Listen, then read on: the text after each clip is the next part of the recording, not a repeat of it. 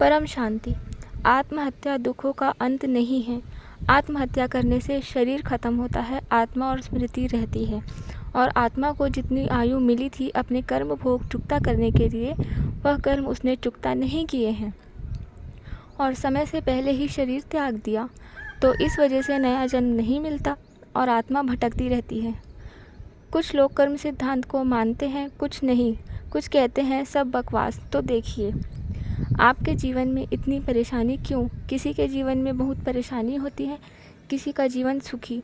कोई धन कमाने के लिए संघर्ष करता रहता है, किसी को सरकारी नौकरी आसानी से मिल जाती है, किसी का बिजनेस बहुत अच्छा चलता है, तो कोई भी बिज़नेस शुरू करे सक्सेस मिलती है, और कोई कुछ भी नया बिज़नेस शुरू करे, कितने अलग अलग प्रकार के बिज़नेस करे, उसको सक्सेस नहीं मिल पाती।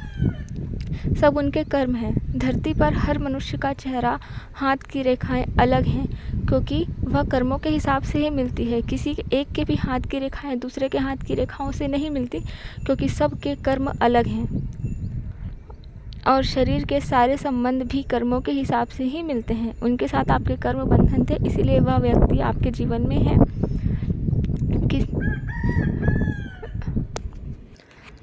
आत्महत्या करने का विचार मनुष्य के अंदर कब आता है? जब उसके कर्म उसके सामने आते हैं। अनेकों जन्म के कर्म आत्मा में संचित होते हैं, उसके हिसाब से ही हमारे सामने परिस्थिति आती है। मन कार्य करता है, उसके हिसाब से ही मन दुखी होता है। मन दुखी होता है, आत्मा दुखी नहीं होती। आत्मा दुख सुख से परे है, परम शांत है। दुखी या सुखी मन होता है। जैसे शरीर मरता है, आत्मा नहीं, क्योंकि आत्मा शरीर नहीं है। आप आत्मा हो, आप शरीर नहीं हो। आपकी आत्मा शरीर के अंदर है, आपकी आत्मा शरीर को चलाती है। आत्मा अलग है, मन अलग है।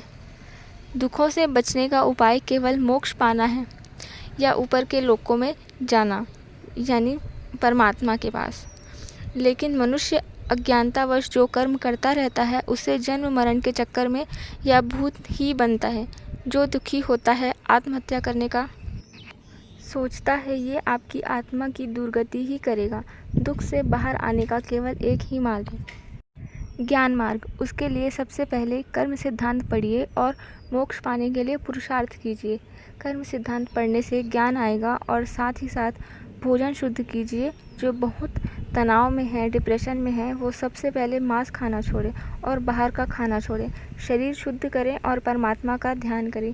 वो किसी भी परिस्थिति में होगा, कितना बड़ा कर्म भी उसके सामने आएगा, उसको उस कष्ट को सहने की हिम्मत मिलेगी और दुख भी कम लगेगा। दुखी तो मन ही होता है। कोई करोड़ों रुपए कमा कर भी दुखी है, कोई 2 वक्त की रोटी में भी सुखी है। संपत्ति, भोजन शरीर को चाहिए, आत्मा को नहीं।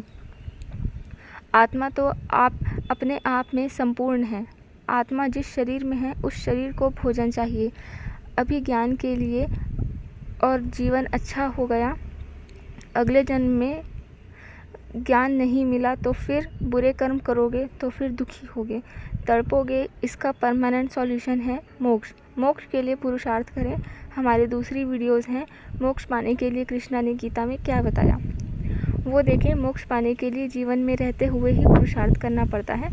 परम सुख, परम शांति केवल आत्मा के वास्तविक स्वरूप में ही है, यानी आत्म स्वरूप में ही है।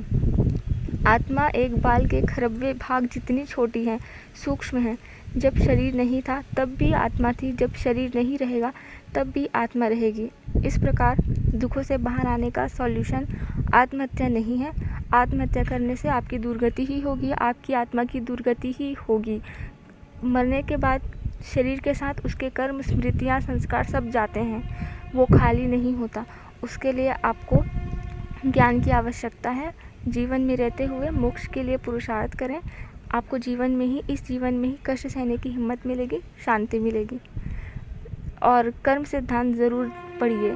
हमारे वीडियोज़ भी है और आगे भी हम कर्म सिद्धांत को बहुत अच्छे से समझाने के लिए वीडियोज़ बनाएंगे।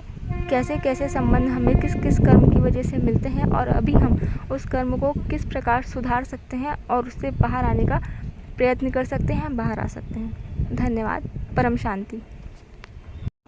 परम शांति का अर्थ है आत्मा का वास्तविक स्वरूप। जब आत्मा मनुष्य योनि में नहीं आई थी, जब आत्मा का जन्म हुआ था, जब आत्मा अपने मूल स्वरूप में थी, तब आत्मा का मूल स्वरूप, उसका वास्तविक स्वरूप ही परम शांत था। आत्मा अपने वास्तविक स्वरूप में ही परम शांत, परम सुखी, संपूर्ण है। परम शांति।